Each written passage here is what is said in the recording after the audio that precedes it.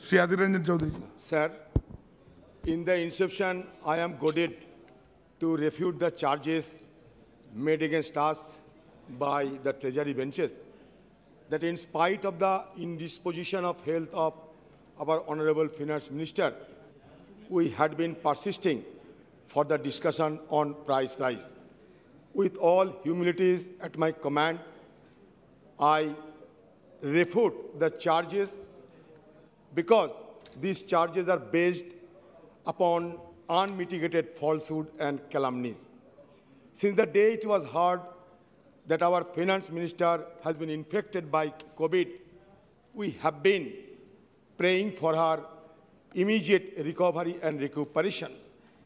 We have suggested the government that we can initiate the discussion once our finance minister will be recovered.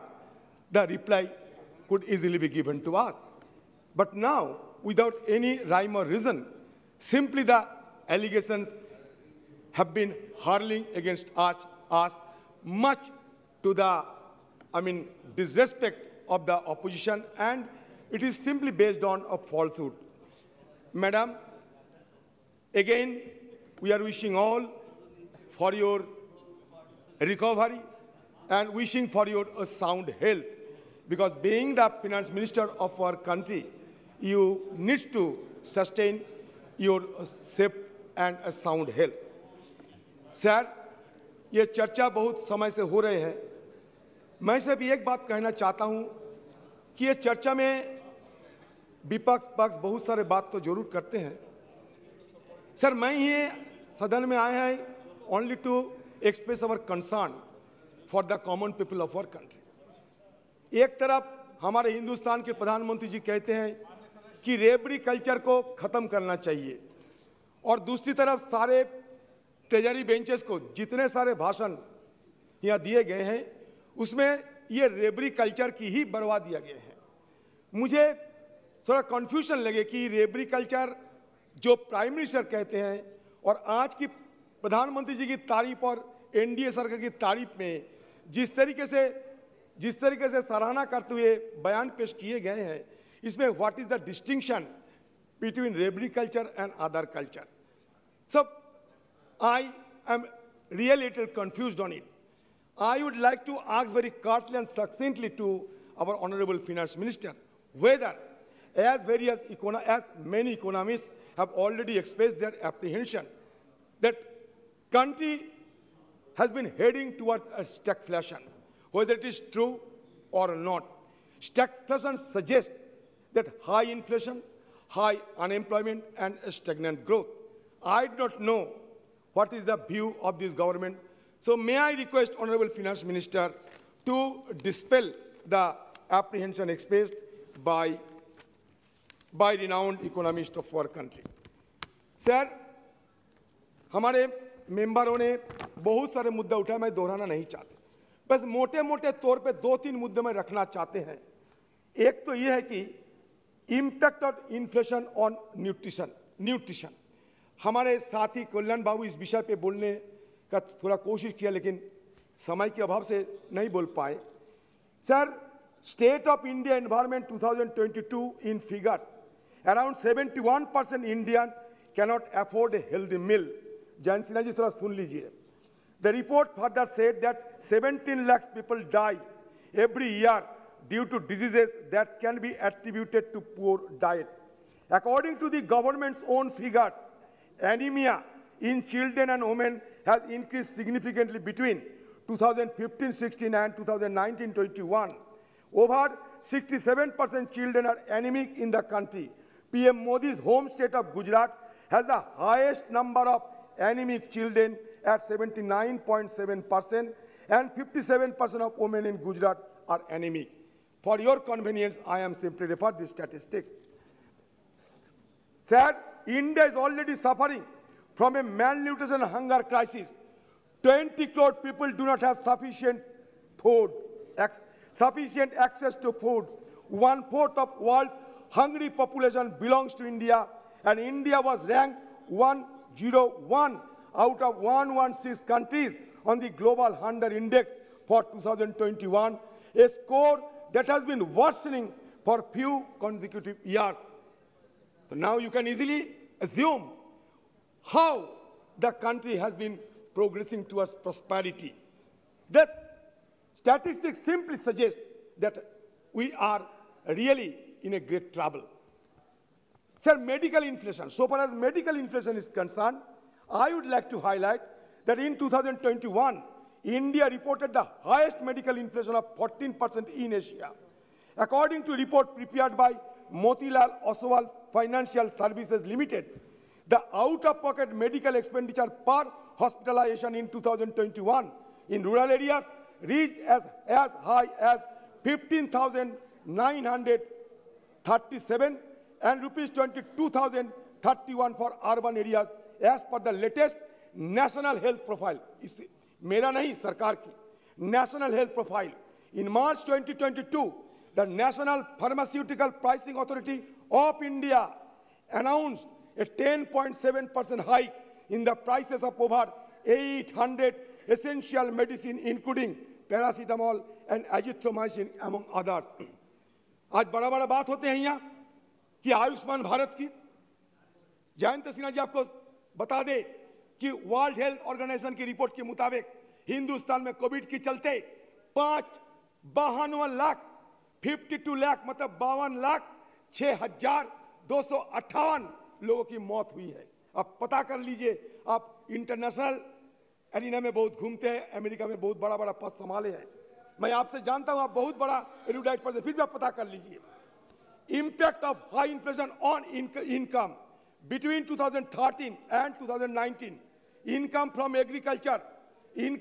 agriculture in real terms decreased by 8.9%. An analysis of SAS survey conducted by National Statistical Office show this is opposite of BJP's promise of doubling farmers' income by 2022. In 2019, on an average, the Indian farmer earns more through wages than cultivation. But now, for the last 33 months straight, rural wage growth has been declining, much to the concern of the agriculture sector. Insofar as burden of inflation is concerned, you are pleading for Atmanirbhar, but where we are existing now, that needs to be clarified. While the ruling government's anti-people, pro-corporate policies have had concurrently increasing fuel taxes with decreasing corporate taxes in 2019-20, corporate tax collection stood at 5.5 lakh crore, while fuel excise duty stood at rupees 2.4 lakh crore. The Modi government has shifted a massive part of the corporate tax burden onto consumers in 2020-2021, which is shown by the revised budget estimate. Corporate tax collection are estimated at under 4.5 lakh crore, a decrease of rupees 1 lakh crore, while fuel excise duties are estimated at rupees 3.6 lakh crores, an increase of rupees 1.2 lakh crore. This is not an isolated incident. The trend of the BJP over years has been to cut corporate tax rates, enriching their allies, while hurting the poor and middle-class ordinary citizens. The net result of the pro-corporate policies to increase fuel prices and, as described before, cause economy-wide inflation that especially hurt the poor through increased food prices.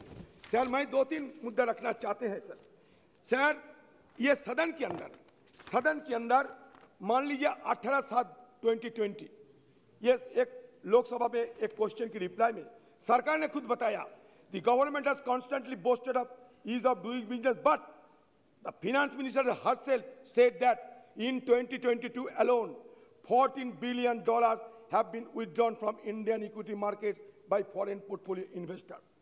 I would like to have a reaction from Honorable Finance Minister.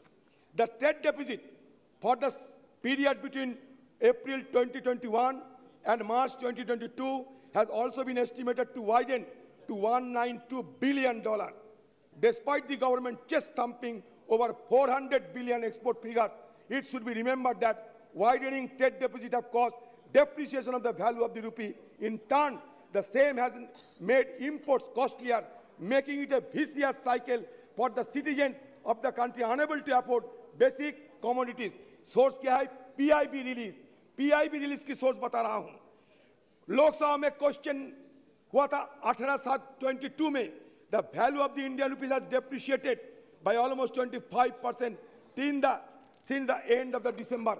जब पहले मनमोहन सिंह की जमाने में price हमारे मुद्रा की भाव जब गिरने लगे थे, तो प्राइम मिनिस्टर मोदी जी कहते थे कि आईसीयू में जा रहे हैं हिंदुस्तान की मुद्रा. अभी कहां जा रहे हैं? अभी कहां जा रहे? तो शतक लगाने में और देरी नहीं रखे. अगर शतक भी लग जाए तो आश्चर्य होने की कोई सवाल नहीं है. ये कहते हैं यहाँ बहाना बनाते हुए कि यूक्रेन रूसिया की वार. एक तो बहाना है कोविड की और एक बहाना है सारी इंडिया की छोड़ के बाहर वाले देशों में काफी इन्फ्लेशन हुए हैं. देखिए अमेरिका की बात कहे गए हैं. यहाँ अमेरिका में सिर्फ कोविड के चलते $5 ट्रिलियन कोविड के चलते खर्चा किया है. हमारा देश में खर्चा कर सकते हैं हम लोग $5 ट्रिलियन? नहीं. तो तुलना कीजिए, लेकिन सोच समझ के कीजिए. हमारे जैसे हिंदुस्तान में अभी 7.01 CPI इन्फ्लेशन. आपको बता दे जयंत सिन्हा जी, ऑस्ट्रेलिया में 5.09%. आपको बता दे चाइना में 2.44%, जापान में 1.97%, मलेशिया में 2.84%. आप खुद तय कर लो. आप कोविड की और यूक्रेन रूसिया जंग की ये बहाना बनाते हुए लोगों को गुमराह ना करे तो बेहतर होगी. आपको शायद सुविधा के लिए मैं और 2-3 मुद्दा रखना चाहते हैं. जैसे कि मान लीजिए कि ग्राम दाल यूपीए की जमाने से अब इसका बढ़ोतरी हुई है 50%. अरहर दाल की बढ़ोतरी है 48%. उड़द दाल की बढ़ोतरी है 59%. कहाँ लाए? पोटैटो की बढ़ोतरी हुई है 11%. ऑनियन की बढ़ोतरी हुई है 30%. टोमेटो की बढ़ोतरी है 56%. तो सर बात हम लोग इसलिए यहाँ आए हैं कि कोई रास्ता कैसे निकाला जाए, हम सबको इस पे सोचना पड़ेगा. लेकिन सरकार अगर इसमें आने रहे कि उनका कोई गलती नहीं है, सिर्फ प्रचार है, ये ठीक नहीं है. आप एक रिस्पॉन्सिबल सरकार की नुमाइंदे होने के नाते सच को सच बताइए, हाँ को हाँ, ना को ना बताइए. इसमें चर्चा की और गरिमा बढ़ते रहेंगे. तो बात यह है कि सर आप देखिए सर, ये सब मैं नहीं सर, हमारे sir former noted economist of World Bank and former chief economic advisor Kaushik Basu has slammed the current government's economic management, alleging that not enough is being done for the welfare of the poor. The renowned economist also added that with India's population growing at 1.2%, India's population growing at 1.2% annually, real GDP per capita has sunk minus 0.1% over the past 2 years. Sir, according to World Inequality Report, India stands out as a poor and very unequal country with an affluent elite. इसलिए हमारे नेता कहते हैं कि मोदी जी की सरकार हम दो और हमारे दो की सरकार है. यहाँ सारे लूट लिए जा रहे हैं किसी 2-3 कंपनियों ने, और बाकी हम लोग रह गए इस अंधेरे में, गरीब लोग. Where the top 10% हो गया sir, top 10% of Indian population holds 57% of the total national income, including 22% held by the top 1%, while the bottom 50% hold just 13% in 2021. It further stresses that the top 10% of Indians had about 96 times more income on average than the bottom 50%. Similarly, Oxfam International claimed that in 2021, India's top 1% owned about 77% of country's wealth. How is this possible without the support of this government? So इसलिए मैं कहता हूँ, झूठ को बोलने में आप आदी ना बनो, झूठ बोलने का आदत ना बनाओ, क्योंकि झूठ बोलते बोलते आपका आदत इस तरह हो जाएगा कि हर किसी को झूठ बोलते लगोगे. इसलिए झूठ ना बोलो, अपने आईना के सामने, शीशे के सामने खड़ा होकर देखो देश को, और लोग को गुमराह मत किया करो. यही निवेदन करते हुए मैं वित्त मंत्री से जानना चाहते हैं कि हिंदुस्तान की इस हालत से बाहर करने के उभरने के लिए क्या क्या ठोस कदम उठाए जा रहे हैं, आप बताओ सदन के अंदर।